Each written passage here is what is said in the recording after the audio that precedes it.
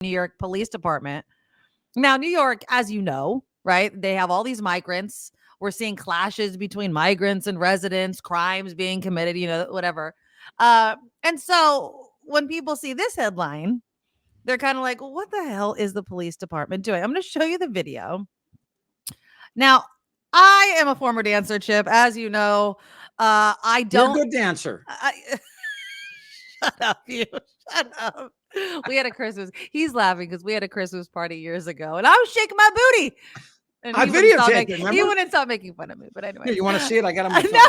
No, I don't have it. Okay. Here's the New York Police Department's dance team. Watch this video. Oh, come on. There we go.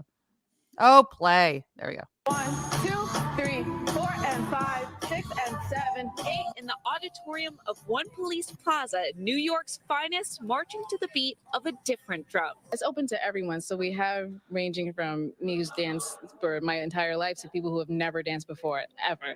But as long as you have the passion, that's what we care about the most. The NYPD dance team, which started in 2022, holding tryouts with the hopes of expanding.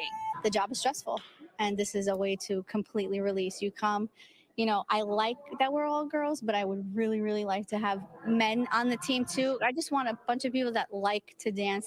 The dance team is one of almost 50 that falls under the sports unit, which includes activities that tend to be a little more popular with male officers, like boxing, hockey, rugby, baseball, and paintball.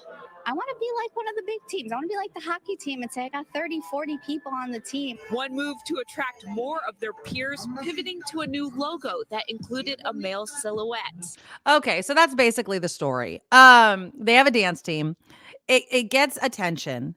And now everyone from, conservatives that are upset about the migrant surge to AOC herself is like, how many schools weren't funded for this dance team? Your first reaction to it. Oh, please. I think it's a little bit sexist that people are calling out the dance team when, as you just heard, there's baseball, boxing. Are they doing this on their own time? Okay, so they're doing this after work, after their shifts, 2 or 3 hours a week for 2 to 3 hours. It's, again, it's made up of, people, volunteers. Now, criticism appears to stem from the city's proposed budget. According to the New York Times, Mayor Adams announced big, deep budget cuts in November that removed money from schools. And people are saying, well, we don't have enough money for schools. Do we have enough money for this? I'm not sure it's the same pot of money, but it is something that goes to the police department. And I think that, and your dad was a cop, right? Yeah. I mean, you need outlets to let the pressure of the job go. And if it's dance, it's dance. They want to do this. Would you rather they go get drunk in a bar and beat up somebody that looked at them cross-eyed? No. Exactly. I'm not saying all cops do that either, but it's a high pressure job that is, thankless. It's a horrible job. And the people that do it, I think of the Chris Rock thing, that about people say, oh, there's some bad apples. They go, would you say that in any other industry? Would you say, we have a lot of good pilots here at Delta. Oh, we have some bad apples, but, I don't want any bad apples in the sky. How about that? No, exactly. So I think that, I didn't know this story, but I think it's a great story. And I don't know how much money they're allocating for it. But it has nothing to, it's not on the level of budgeting for schools and for people like, I like the idea of AOC more than I like AOC, I mean, I don't really have a problem with AOC. Again, she's one woman in Congress, and people put her up on this pedestal on both sides of the political aisle as the voice, right? She's a young Bernie Sanders. Well, and she's a progressive. She's not a middle of the road Democrat, and that's fine. And she can push Democrats to support ideas that they say they support. But when you have to vote for it, there's a huge difference between that. I have no problem with it. I think it is a bit sexist. I think that if these women were starting a softball team, it would never have gotten the headlines. But because they're shaking their butts at dance practice, now all of a sudden it's a big deal, which is just kind of BS. So, it's much ado about nothing. Now, speaking of dancing to music, you didn't know this story. I gave you a little bit of a heads up about this one. Did you watch the Dukes of Hazzard when you? I know. I haven't seen them a lot in the last couple of years, good friends with Tom Wopat's brother, Dave. He was a musician. Okay. And so I got all these stories about John Schneider and what a freak he is. This is from 30 years ago. So here's what John Schneider, and of course he's an a-hole. Of course he's on OWN, right? OAN, whatever, which is just a stupid freaking news site in quotes. Here's what he said about Beyonce coming out with that new country song. The lefties in the entertainment industry just won't leave any area alone, right? They just have to seize control over every aspect, don't they? They've got to make their mark, just like a dog in a dog walk park. You know, every dog has to mark every tree, right? So that's what's going on here. Shania and the other folks you talked about, what they did is they were in country music and they went out. That's one thing. But people coming into country music have because I know a little something about country music, and they seem. I mean, what does he know about country music? One, and two, Beyonce's from Houston, Texas. Like, I don't know, how much more do you need to be from a place to be able to sing their music? And does the Republican Party have the corner on country music? I know there's this whole flag and Americana and that sort of thing that can sometimes be equated to the Republican Party, but you can't just own a type of music just because you happen to be of a certain political party. First of all, let's just go back to the bad metaphor. Okay. You know, metaphors aren't for everybody. If you don't know how to do it, it can really make you look bad. And Chip will call you out on it every single time. Well, no, I mean, but I love good metaphors. I did one I was so happy with. I was talking about, I said Trump's long list of charges against him, almost as long as Ann Coulter's neck, which I thought was a perfect person to fit in there, you know. So when it can work, and it was just like an ad lib, but when you start thinking about, you know, I want to take something out of this arena and put it in this one so you can better understand it. When he says that, I'm not really sure the story about Beyonce. Was he talking about her political activism or no? So you haven't heard the new song. So she came out with 2 songs. So her new album is called Renaissance 2. Her other album was Renaissance, and it has, so far we've heard 2 songs, and one is called, you have to go listen to it. It's called Texas Hold'em. It's really good. I like it. It's an earworm. And then the other one is called 16 Carriages, and it's country themed, and she's been wearing cowboy hats but she's from Houston. And she's an amazing musician. And it's a good, I like the song. I like Texas Hold'em. The other one I haven't listened to. Is it a country song? Kind of a more, you know? It's a country song. And which country? That's a good question. I don't know. But I like it. And I think that, you know, some people are like, oh, great. Now libs are taking our country music. And it's like, what the hell are you talking about? It's not yours to have, right? Well, I mean, that whole idea that a particular audience or a particular group belongs to a particular, I mean, that's when the people should wake up and realize that exactly, you know, that especially, you know, look, country music fans generally were people that lived in, you know, rural areas, agrarian, sort of away from big cities. And the music kind of grew out of a commonality with the blues, you know, and then also, you know, not really jazz, but there was sort of that shared experience. You know, these are people that that like a particular style of music. I mean, my father was a huge country music fan, and which meant I hated it as a kid growing up.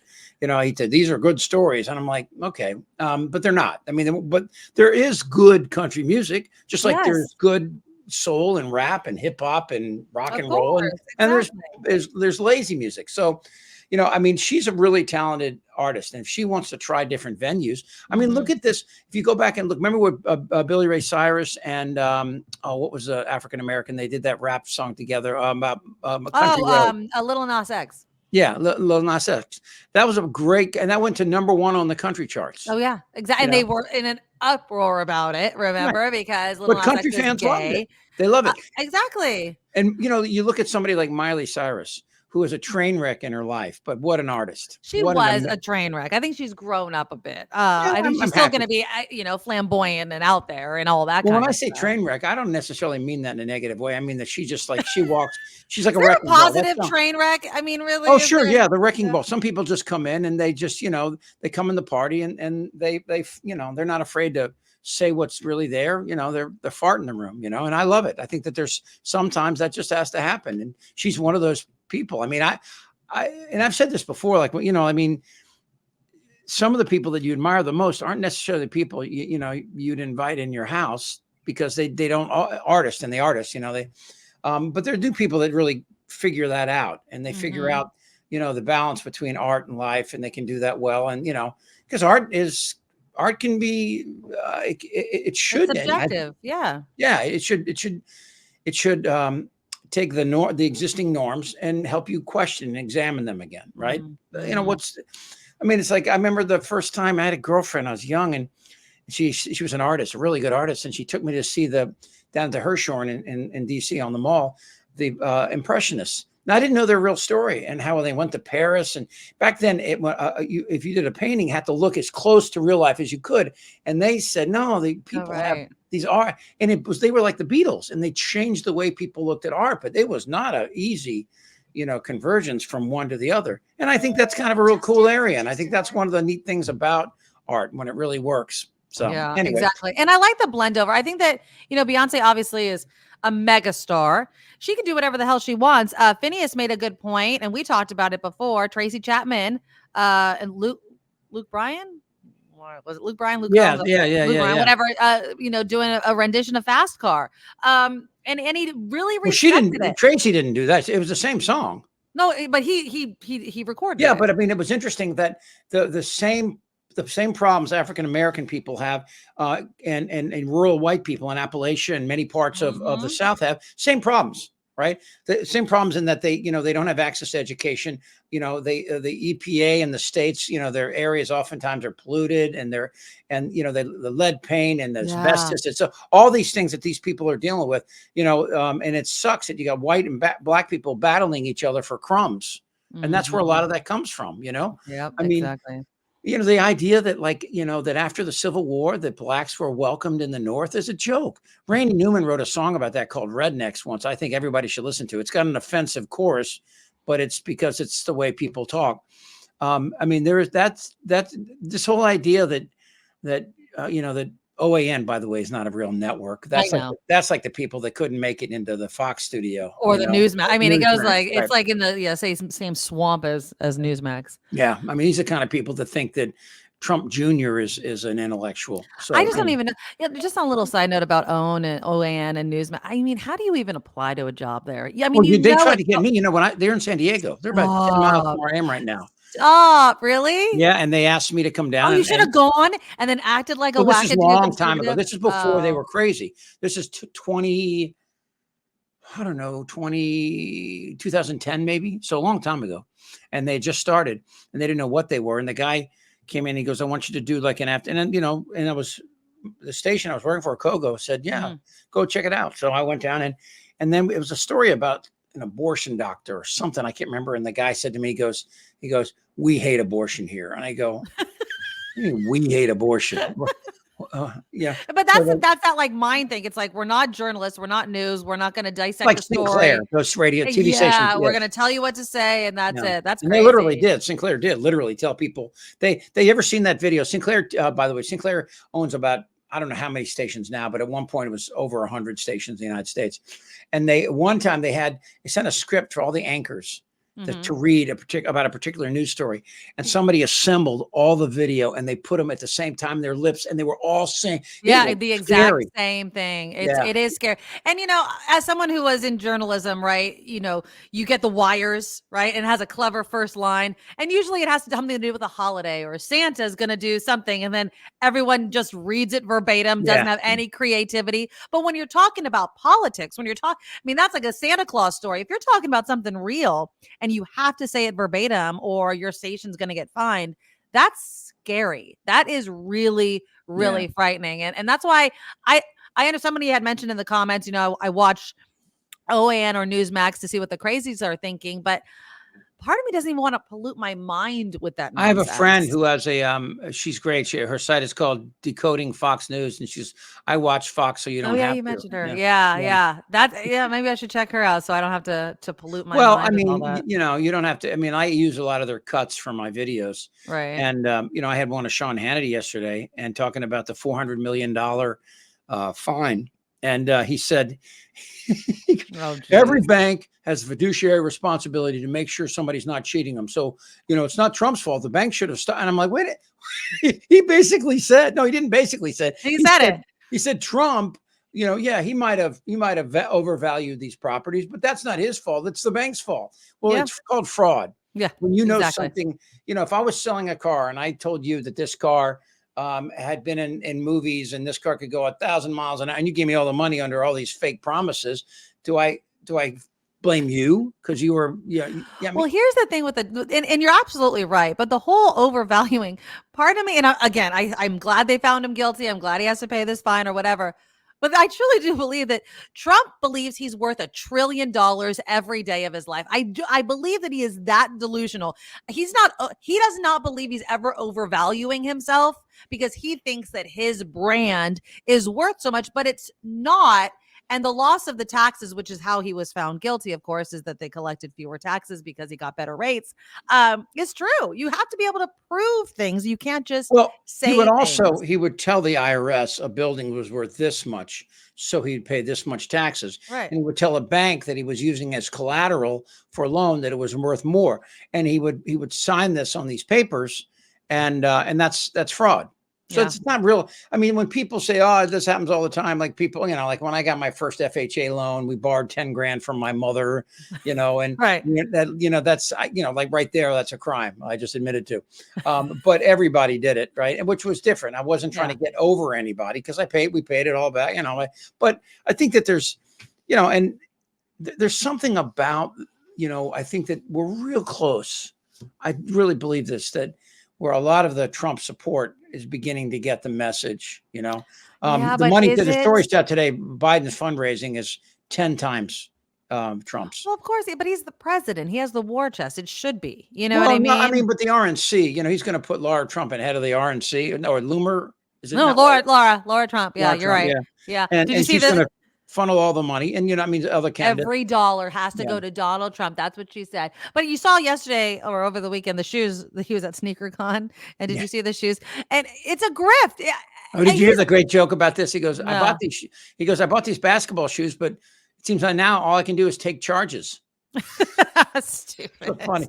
Stupid. Well, let's I want to, just since we're talking about politics, I want to play you this little clip. Now, again, Nikki Haley, the South Carolina primary is coming up, and Tim Scott, of course, is not supporting her, even though by the way, he's behind in the polls for his Senate run. Well, he should be because he has no backbone. Huge points. So, but that's great. I mean, that's great. Exactly. It's going to, if we can actually pick up seats. Oh, because right? we're real vulnerable in this. Well, I mean, I know not on the Senate side, but obviously in Congress we're picking up seats. Santos' seat, the latest one. But here he's with Kaylee McEnany, whatever the hell her name is. Oh yeah. Talking about former press secretary. He is just. He just is buying Trump's BS left and right. Listen to this. One more question for you, though, on Ambassador Haley, because she did say just this morning, we can't wait to go to Michigan the day after South Carolina. Could that just have been like a throwaway line and ahead of a potential dropout? Or how does this all work? You've been in presidential politics. Yeah, so I will say with that question, so sometimes you wake up on Monday morning and you realize that the race is already gone. The best thing you can do is within 24 hours is to get out the way. I hope that happens. Listen, Nikki Haley has run the best race she could run. And lately her campaign has been descending. Honestly, it's desperation that you feel coming from her camp. And when you feel that type of desperation, that means the race is already over. And the leading person, Nikki Haley herself, has to come to realization. She has to realize that this race is over. It is best for the country, not just the party. It is best for America that we focus on Joe Biden. And frankly, on Monday morning, February the 25th, we're going there either way. But we would love to have her as a part of that team. No, not going to happen. But does Trump and MAGA have a corner on delusion? Because Trump seems extremely delusional. Nikki Haley, and I haven't checked the poll, so I don't know if this is exactly true, but she was saying something. If it's just Nikki Haley versus Biden, she wins. And so well, exactly. But that's what she's touting. Yeah. Trump doesn't in every poll. He doesn't. I mean, he does in some, but he doesn't in every poll. So who's delusional? Who's delusional? Republicans? Well, that's why she should hang around, I think. That's what I'm saying. There's why job out? Yeah, I think that the Koch brothers' money is still out there. That's not going to Trump anymore. And I think if people see, I mean, Yeah, I'm sure when you're in the middle of these times, it seems like end freaking times, and we've all been through some tough times. I mean, I grew up in the 80s with the prospect of nuclear war every day, Right. But I do think that, what I think half the time is what the hell Jimmy Carter thinks happened to America. Oh, Right. geez. Well, you know what else is funny, kind of in this political way. You know what I'm rewatching? I'm rewatching The West Wing. I did too. I watched on Hulu, right? I went through them all. It was I just started season 2 again, and I watched it, and I'm gonna tell you the same and that was back in the day that West Wing was created. The same issues, the same infighting. It actually gave me a bit of comfort. Like, I'm like, this isn't new. This is the way it always has been. It always is. And I'm talking border. They even were talking about Ukraine, and it's just like, well, did you see that? Here's the scary part. Did you hear what Navalny had been writing letters about before he died? What? About Trump.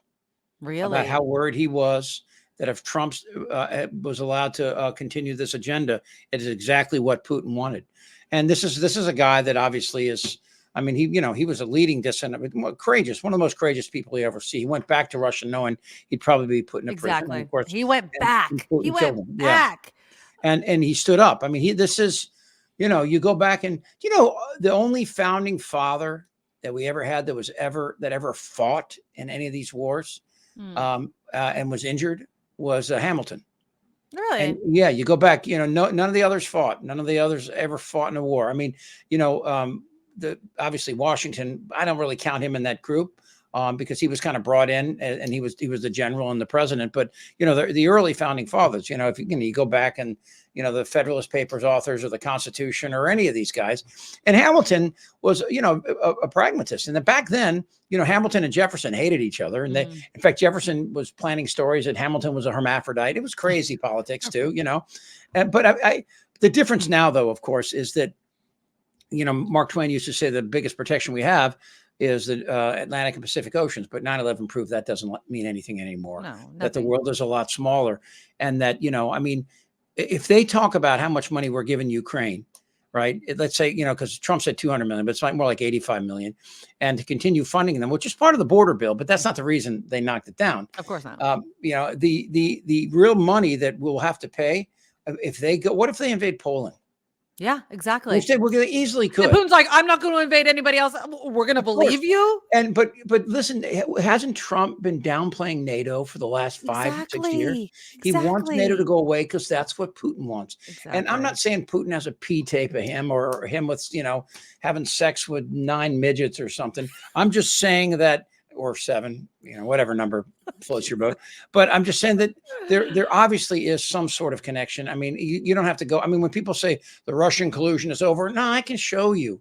I mean, Trump's had a long history with Putin and Russia and money. And there's a tape on YouTube of Eric Trump saying we get all our money from Russia. Yeah, exactly. Well, Putin knows he can manipulate Trump. It's just like his interview with Tucker Carlson. Tucker Carlson thinks he's such a strong journalist and all this. And Putin ate his lunch. You know what I mean?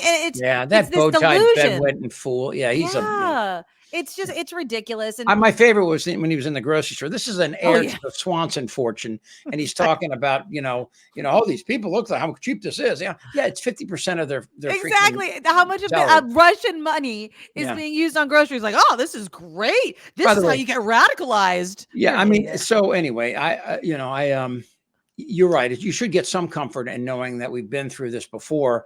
I just think the best we can do. And when we're talking to people that support him is to just, say, look, you talk about the economy. Here's the economies under Trump. Here's the economies under other presidents, including W. Bring W in, right? But it is.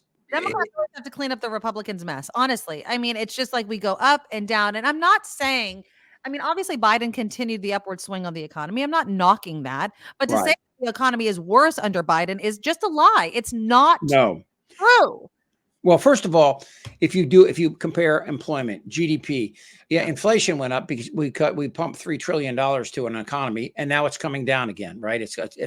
We're always going to have inflation just because that's the nature of things. Exactly. You have a finite supply of stuff and people that are growing, so the price of that is going to continue to go up through short of some kind of horrible war. I mean, that's what happens. But, the idea though that, Democratic policies aren't always about taxing.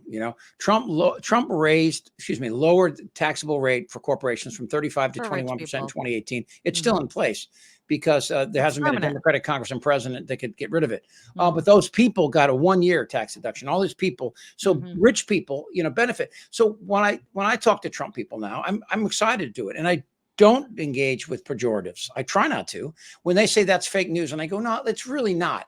I mean, you can maybe hate the old Democrats, and you can look at AOC, like you mentioned before, who has policies that don't seem possible. And maybe she's just there as the same reason you put something in the living room that people go, what's that? And it starts a discussion. That's kind of what she does, I think, in her role in all this. And I don't mean to diminish that. It's an important role. Well, no, and she calls out a lot of truths and a lot of hypocrisy out there. Absolutely. We can have a conversation with people that support Trump about the actual issues they care about, and which is, their children's future, their future, the economy, like in these states like Mississippi.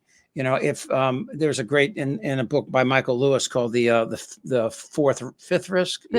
Yeah. They're opening a water treatment plant that the federal government funded outside of Mississippi Jackson. Remember, they didn't even have water for long. So they went down and they were trying to help them with infrastructure. They have real strong infrastructure problems because there's no money. It's an agrarian society with a few large corporations in there. And so, the mayor of the town asked the federal official, please don't say it's from the federal government, because they hate the federal government. Right.